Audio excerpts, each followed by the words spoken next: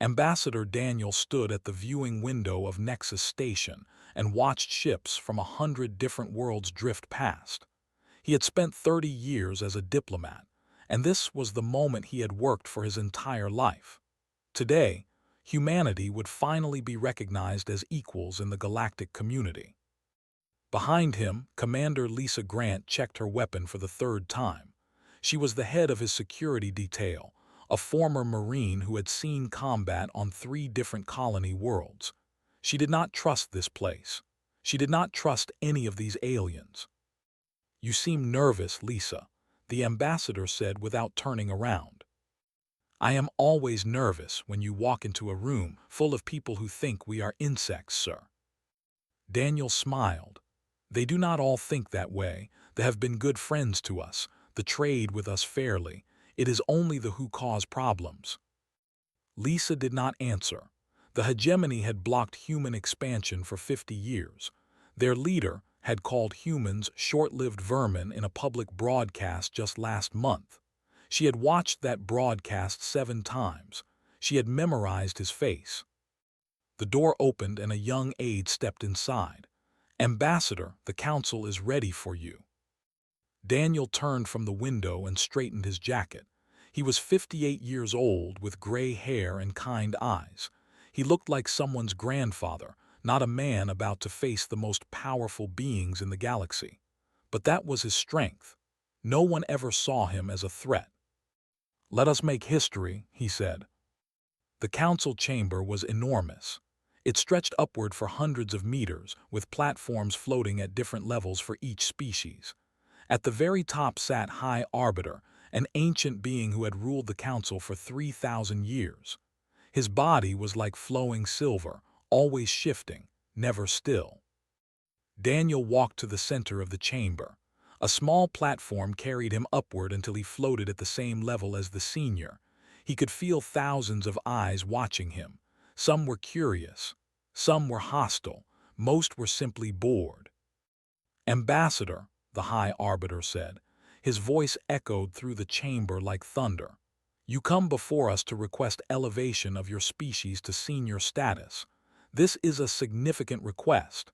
Humanity has been part of our community for only 87 years. Most species wait at least 500. "I understand, High Arbiter," Daniel replied. "But humanity has proven itself. We have contributed to galactic science. We have honored every treaty.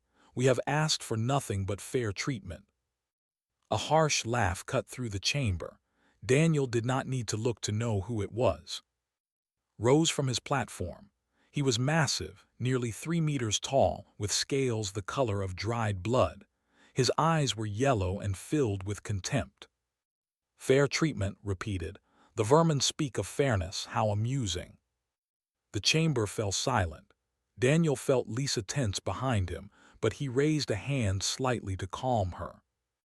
Daniel said calmly, "I have not come here to trade insults. I have come to build bridges." Bridges stepped off his platform onto a floating disc that carried him closer to Daniel. "Your species lives for what, 80 years? 90? I have boots older than your entire civilization. You are not our equals. You will never be our equals. You are pets that we tolerate because you are sometimes useful." Daniel looked at them for a long moment. The entire chamber held its breath. "I feel sorry for you," Daniel said quietly. His eyes widened. "What did you say?"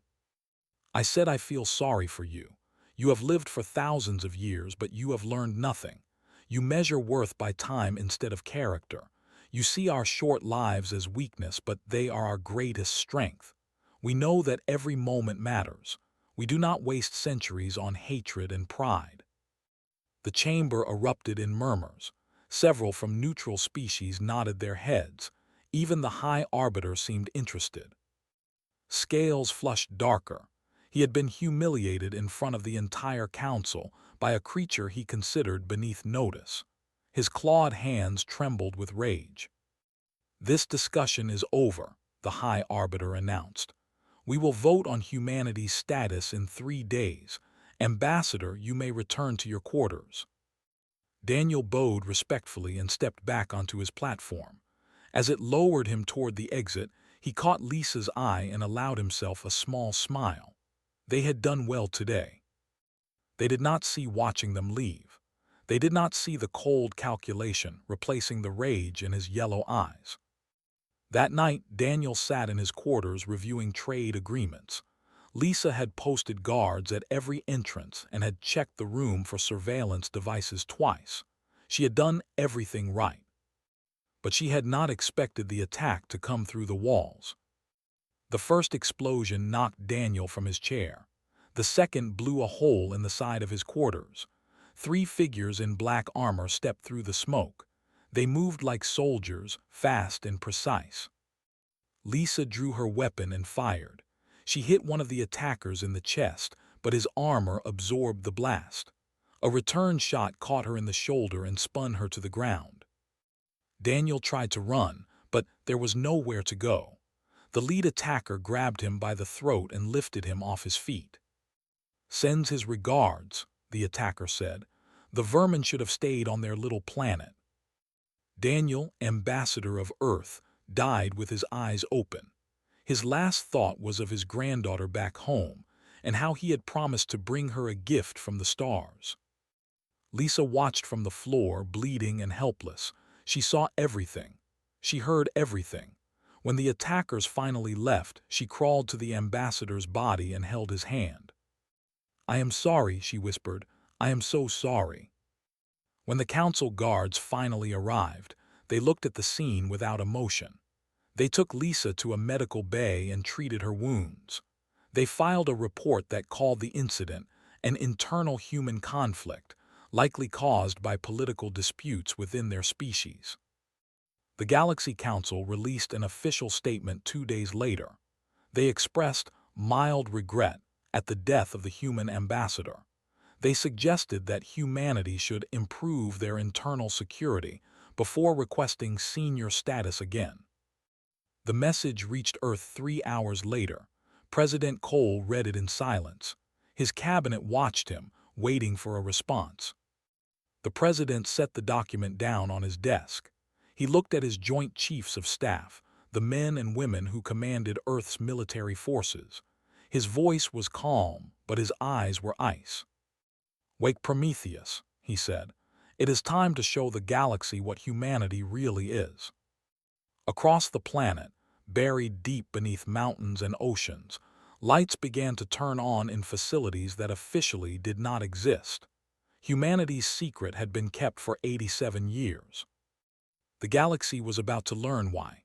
3 days after Ambassador Daniel was murdered, the leaders of Earth gathered in a bunker buried 2 kilometers beneath the Rocky Mountains. President Cole sat at the head of a long table made of dark wood. Around him sat generals, admirals, scientists, and politicians from every nation on the planet. The room was silent as they watched the holographic recording one more time.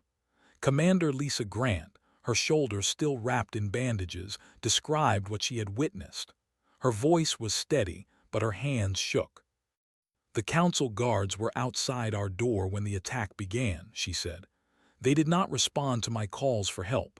When the attackers left, the guards stepped aside to let them pass. They knew. They all knew." President Cole turned off the recording.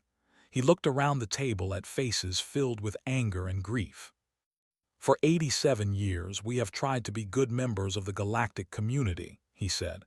"We have followed their rules. We have respected their traditions. We have sent our best people to represent us with dignity and honor, and this is how they repay us." Admiral Diana West leaned forward.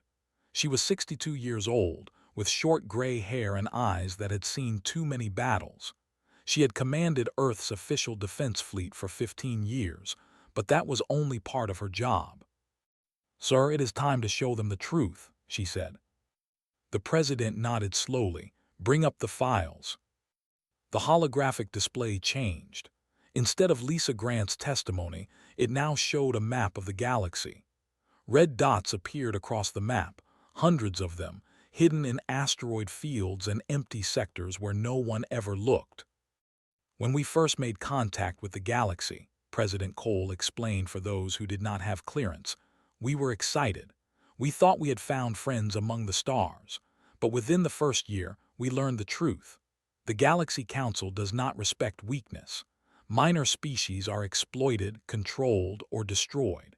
The only reason they left us alone was because we were too far from the center to bother with. Dr. Park stood up. He was the chief architect of what came next, a small man with glasses who looked more like a librarian than a weapons designer. We began Project Prometheus in secret, he said. Every nation on Earth contributed resources. We told the galaxy we had a defense fleet of 400 ships. That was a lie. The red dots on the map began to pulse. We have 12,000 warships hidden across the galaxy. We have weapons that the Council has never seen. We have been preparing for this day since before most of the people in this room were born. General spoke up. He was the commander of Earth's ground forces, a massive man with a voice like gravel. What exactly are we preparing to do, sir? Are we talking about war? President Cole shook his head. No, we are talking about justice. There is a difference. He stood and walked to the holographic map. The hegemony murdered our ambassador, and the Council protected them. We are going to make them pay for that choice. But we are not going to commit genocide. We are not going to destroy civilian populations. We are going to break their military power so completely that they will never threaten anyone again.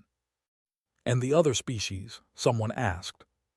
The ones who stood by and did nothing will see what we can do. The ones who try to help us, like the, will be left alone. This is not revenge against the galaxy.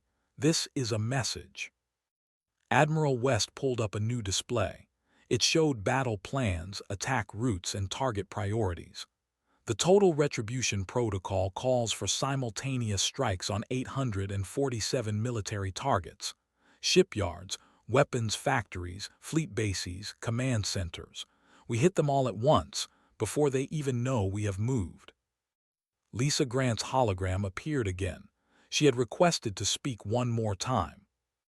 I watched them kill him, she said. Ambassador never raised his hand against anyone in his entire life. He believed in peace. He believed that if we just talked long enough, everyone would understand each other.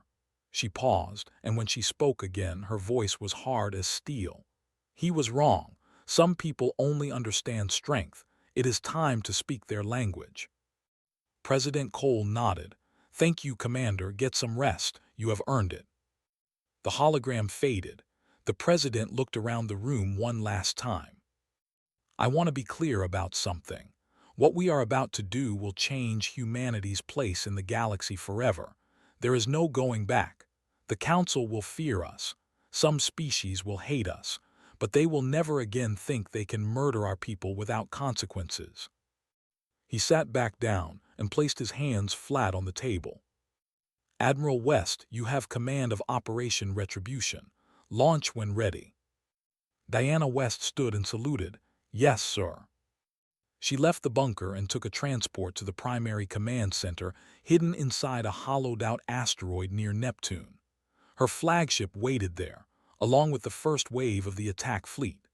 The ship was called the Harbinger, and it was the most powerful vessel humanity had ever built. Commander Miller met her at the airlock. He was 45, with a calm face and steady hands. He had been chosen to captain the Harbinger because he never panicked, no matter what happened. The fleet is ready, Admiral, he reported. All 12,000 ships report green across the board. Jump coordinates are locked. Diana looked out at the assembled fleet through the command center's windows. Row after row of warships hung in the darkness, their running lights creating a field of stars. 87 years, she said quietly.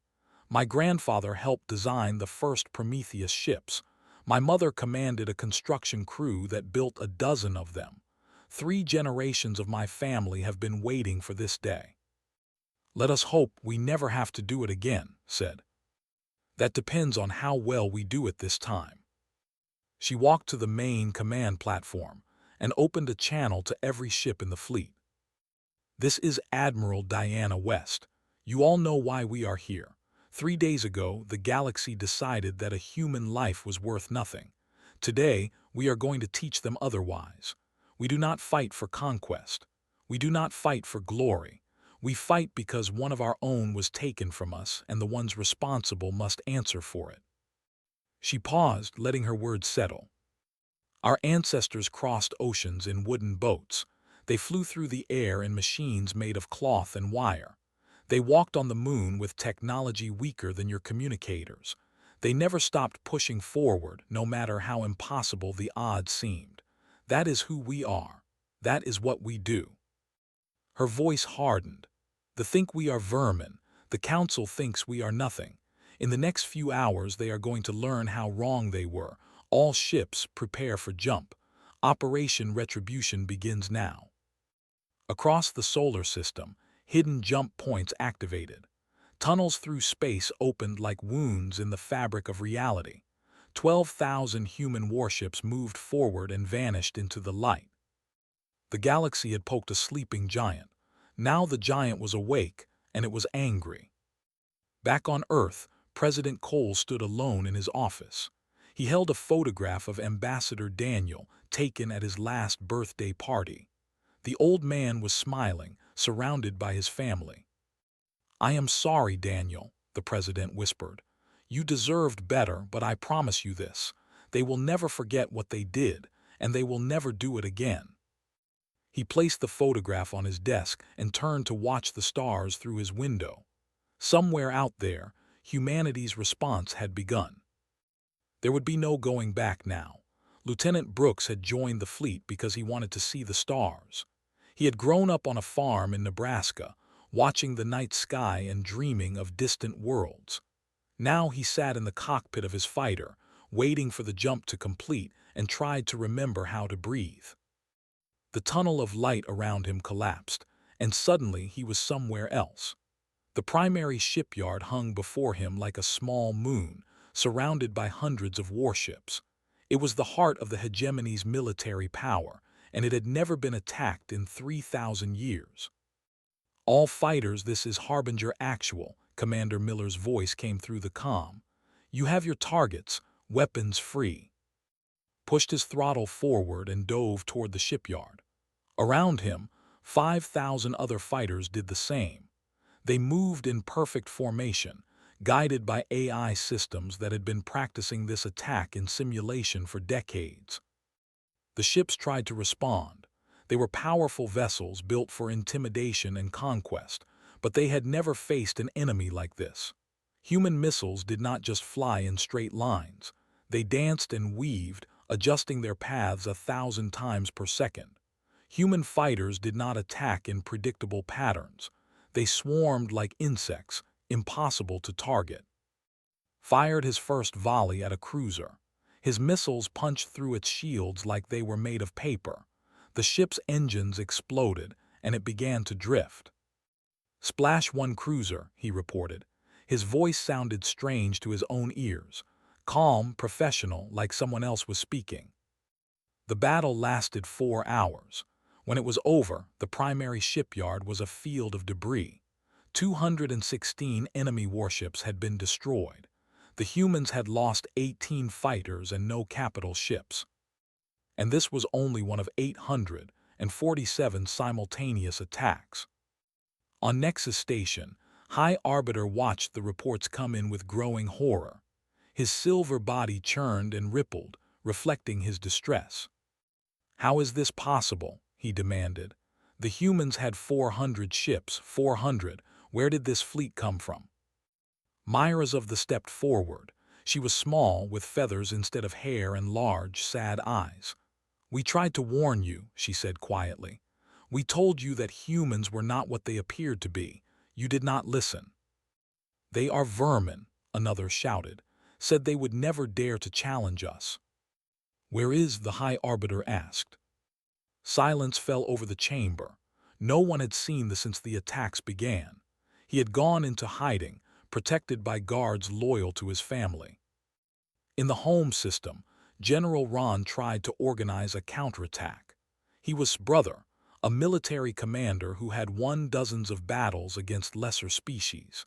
He gathered what remained of the hegemony's fleet and prepared to strike back. The humans were waiting for him. Admiral Diana West had predicted exactly where they would try to regroup.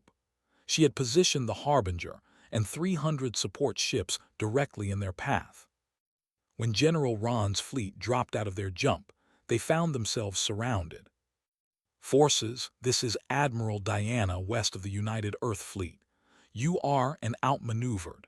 Stand down your weapons and prepare to be boarded. Ron stared at the human ships on his display. They were smaller than his, but there were so many of them, and they moved with a coordination he had never seen before. Every ship seemed to know exactly where every other ship would be.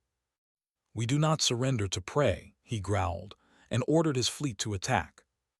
The battle lasted 20 minutes. They fought bravely, but bravery was not enough. Human weapons tore through their shields. Human fighters disabled their engines. Human boarding parties captured their command ships. When it was over, General Ron knelt on the deck of his own bridge with his hands bound behind his back. A human marine stood over him, weapon pointed at his head. Admiral West appeared on the main screen. "General, your fleet is destroyed. Your shipyards are burning. Your military is broken. This war is over if you want it to be." Ron looked up at her with hatred in his yellow eyes. "What do you want?" "We want justice. Surrender every individual involved in the assassination of Ambassador Daniel, that includes your brother. Is protected by the Council itself. You cannot touch him." Diana's expression did not change. "Then we continue until there is nothing left to protect him with. Commander Miller, set course for Nexus Station." The comm channel closed. Ron was taken to a holding cell on the Harbinger. He would spend the rest of the war watching his civilization crumble. Back on Nexus Station, the Galaxy Council held an emergency session. Species that had ignored humanity for decades were now desperate to discuss peace, but the High Arbiter refused to hear them. "We cannot show weakness," insisted. "If we give in to the humans now, every minor species in the galaxy will think they can challenge us." "They are not a minor species anymore," Myra said. "They have destroyed 60% of the military in 72 hours. They will be here within days. What will you do then? Fight them in these halls?" "We will unite the galaxy against them. Every species will contribute ships. We will crush them with numbers." Myra shook her head. "No, we will not. They are withdrawing from the Council. We will not fight a war to protect an assassin." She turned and walked out of the chamber. Others followed her. Within an hour, half the seats were empty. Lieutenant Brooks sat in the Harbinger's cafeteria and tried to eat. His hands were still shaking. He had killed so many enemies today that he had lost count. He told himself they were soldiers, that they would have killed him if they could. It did not help. An older pilot sat down across from him. Her name was Captain Amy, and she had been flying combat missions since before was born. "First real battle?" she asked. He nodded. "It gets easier," she said. "Or maybe you just get better at not thinking about it. Either way, you did good out there. You followed your training, you protected your wingmen, and you came home alive. That is all anyone can ask."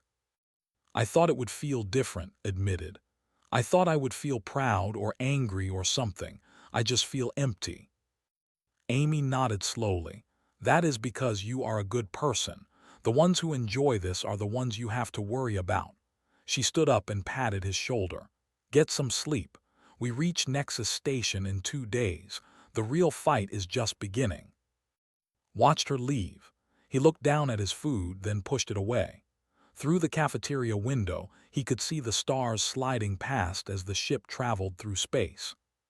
Somewhere out there, Ambassador had died because the galaxy thought humans were nothing. Was not sure what humans were anymore, but he knew one thing for certain. They were definitely not nothing. Nexus Station had existed for 10,000 years. It was the center of galactic civilization, a place where every species came together to trade, negotiate, and build alliances. It had survived wars, plagues, and the fall of empires. It had never been threatened directly. Until now. Commander Miller stood on the bridge of the Harbinger and watched the station grow larger on the main screen. It was beautiful, he had to admit. A massive ring of metal and light, spinning slowly against the stars. Millions of beings lived there, from hundreds of different worlds. "All ships hold position," Admiral Diana West ordered. "We are not here to destroy, we are here to negotiate." The human fleet spread out around the station, 3,000 warships forming a perfect sphere. They did not fire. They did not need to. Their presence was message enough. Diana opened a channel to the station. "High Arbiter, this is Admiral Diana West of the United Earth Fleet. We are here to discuss the surrender of and all individuals involved in the assassination of Ambassador Daniel. Please respond." The silence stretched for almost a minute. Then the High Arbiter's face appeared on the screen. His silver features were twisted with rage. "You dare bring weapons to this sacred place. You dare threaten the heart of galactic civilization. We dare because you murdered one of our own and called it nothing. We dare because you protected the killer instead of delivering justice. We dare because you left us no other choice. The Council will never surrender to human threats. We will unite every species against you. Your tiny world will burn." Diana's expression remained calm. "High Arbiter, I am going to share some information with you. Please pay attention because I will only say this once." She nodded to her communications officer. A new display appeared on the screen, showing a map of the galaxy covered in red markers. "These are the locations of every council leader's personal estate and family residence. We know where you sleep. We know where your children live. We know where you go when you think no one is watching." Silver form went still. "You would not dare." "We are not interested in genocide, High Arbiter. We do not want to kill civilians or destroy worlds. But the leaders who enabled the murder of our ambassador will face consequences. Not their people. Not their species. Them personally. If you continue to protect, we will come for everyone who made that choice." The channel went silent.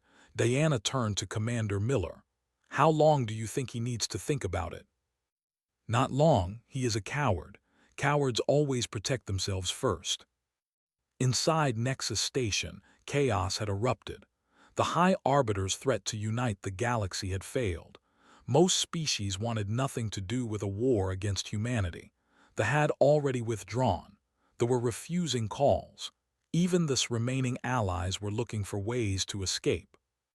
Myra's had gathered a group of neutral species representatives in a private chamber. They were frightened, but they were also determined. "We must end this," Myra said. "The humans are not our enemies. They only want justice for their murdered ambassador. If we give them what they want, this war stops." "The High Arbiter will never agree," someone said. "Then we make him agree, or we remove him and agree ourselves." The words hung in the air. No one had ever suggested removing a High Arbiter before, but these were not normal times. In a secure bunker beneath the station, paced back and forth like a caged animal. His guards stood at attention, but he could see the fear in their eyes. They had watched the same reports he had. They knew what was coming. "They cannot touch me here," he muttered. "The Council protects its own." One of the guards, a young named Al, cleared his throat. "The fleet is destroyed. The hegemony is broken. The High Arbiter cannot protect you anymore." "Silence. I am of the Galaxy Council. I am above human justice." "You murdered an unarmed diplomat," Al said quietly. "You brought this war upon us. Our families are dying because of your pride." Spun around, his claws extended. "How dare you speak to me like that?" But the other guards had moved. They stood beside Al now, their weapons pointed at. "We will not die for you," Al said. "You will face human justice. Perhaps if we deliver you ourselves, they will spare what remains of our people." Tried to run, but there was nowhere to go. His own guards bound his hands and led him out of the bunker. The mighty who had called humans vermin was now a prisoner of his own kind. The news reached the High Arbiter within minutes. Before he could respond, Myers appeared in his private chamber with 20 representatives from neutral species. "It is over," she said. "Is in custody. They have surrendered him to save themselves. You can continue this war alone, or you can negotiate peace." "I am the High Arbiter. I speak for the galaxy." "You spoke for the galaxy when you protected an assassin. Look where that has brought us." Myers stepped closer. "The humans do not want to destroy us. They want justice. Give them what they want or step aside for someone who will." Looked at the faces around him. He saw no support, only fear and anger. His 3,000 years of rule had come to this moment. He could fight and certainly lose, or he could bend and perhaps survive. "Very well," he said, his voice barely a whisper.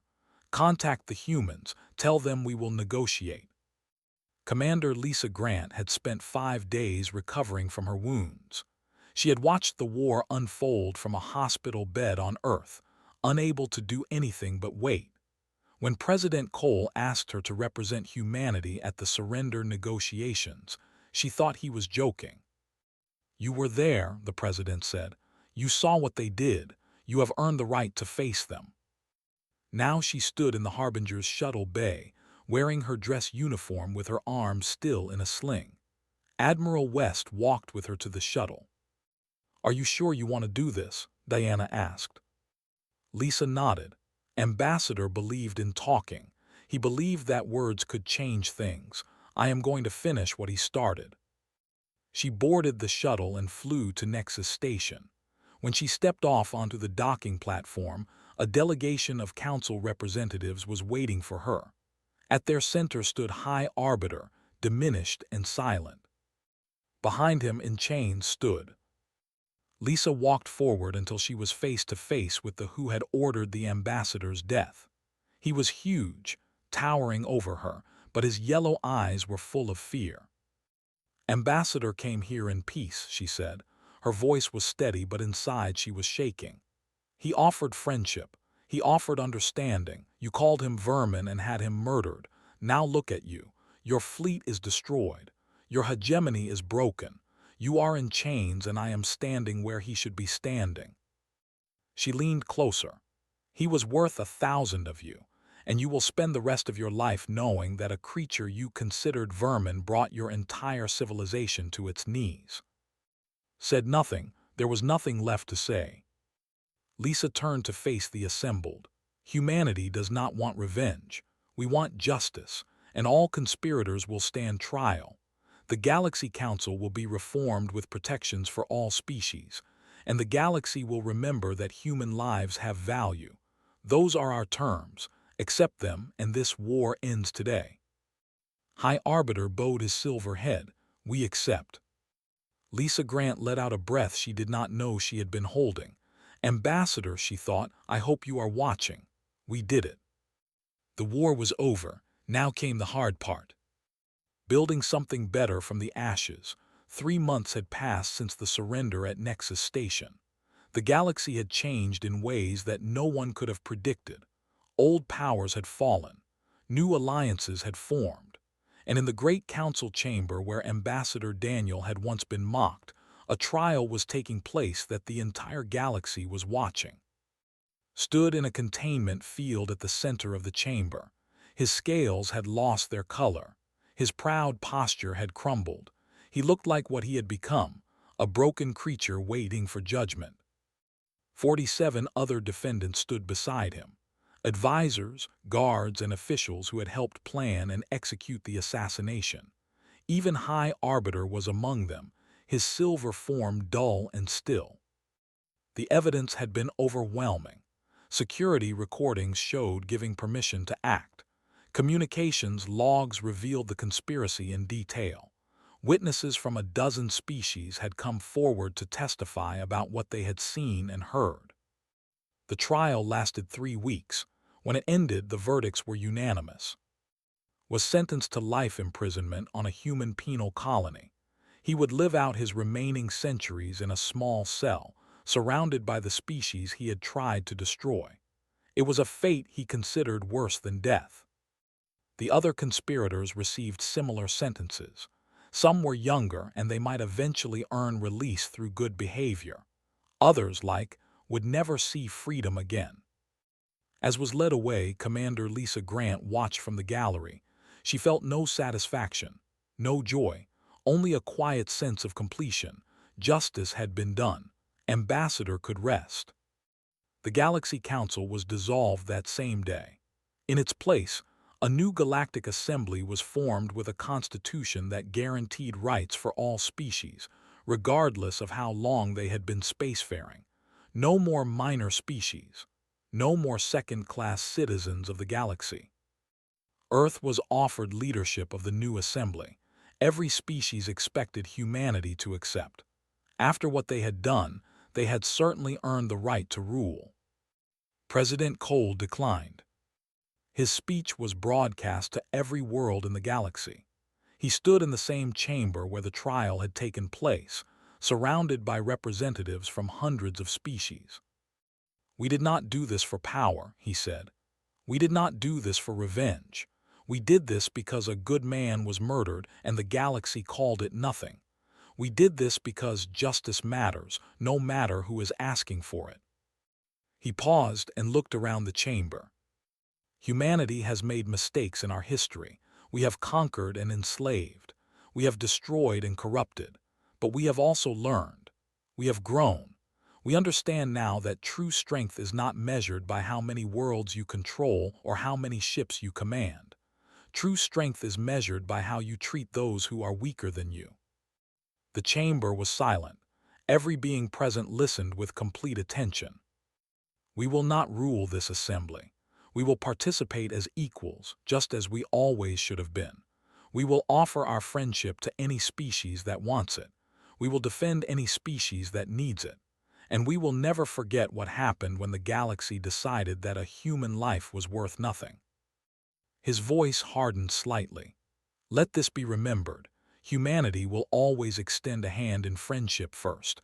But if that hand is cut off, we will answer with everything we have.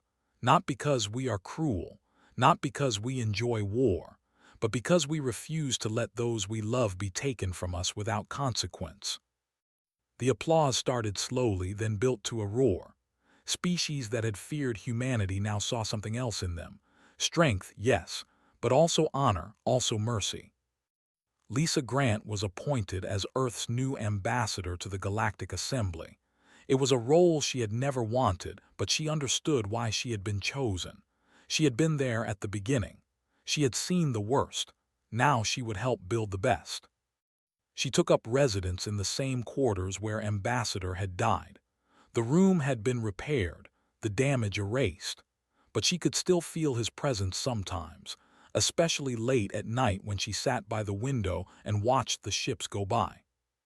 She kept his photograph on her desk. It was the same one President Cole had held on the day the war began. An old man smiling at his birthday party, surrounded by family and love. "I hope I make you proud," she whispered to it sometimes. "I hope I do half as well as you would have." The months passed. The galaxy slowly healed. Trade resumed. Diplomacy flourished. Species that had been enemies for thousands of years began to find common ground. The humans had not just won a war. They had proven that things could change. One afternoon, Lisa was visited by a delegation of young aliens. They were students from a dozen different worlds, part of an exchange program that had been established after the war. They had grown up watching the trial, learning about what had happened and why. Their teacher, a female named Sira, brought them to Lisa's office to ask questions. The students were nervous at first, but Lisa put them at ease with warm smiles and simple answers. Finally, a young raised his hand. He was barely a meter tall, with big eyes and fur the color of copper. "Ambassador Grant, I have one more question." "Of course, what is it?" "Is it true that humans protect those who cannot protect themselves, even if they are not human?" Lisa looked at the young alien for a long moment. She thought about Daniel and his gentle eyes. She thought about the Marines who had stormed ships to capture war criminals. She thought about Brooks, the farm boy from Nebraska who had written to her asking if he had done the right thing. "Yes," she said finally, "that is exactly who we are. We are not perfect, we make mistakes, we get angry and we hold grudges, but when someone needs help we will be there. That is a promise." The young nodded seriously. "Then I think the galaxy is lucky to have you." Lisa smiled, but she felt tears forming in her eyes. "Thank you. That means more than you know." After the students left, Lisa walked to the memorial plaza at the center of Nexus Station. A statue had been unveiled there the week before.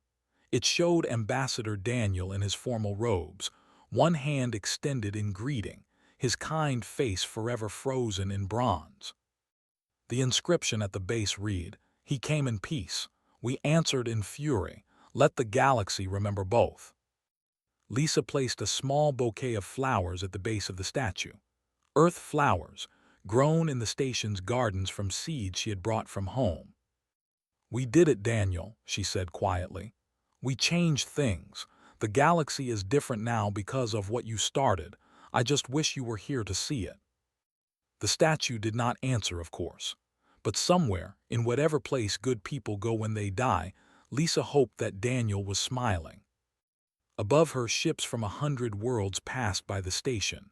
Humans and a dozen other species all traveling together, all equal, all protected by the same laws. The galaxy had learned its lesson. Human lives mattered. All lives mattered. And those who forgot that lesson would face the consequences. Lisa Grant turned away from the statue and walked back to her office. There was work to do. There was always work to do. But for the first time since Daniel had died, she felt something she had almost forgotten. Hope. The galaxy was not perfect. It might never be perfect, but it was better than it had been, and it was getting better every day. That was enough. That was everything.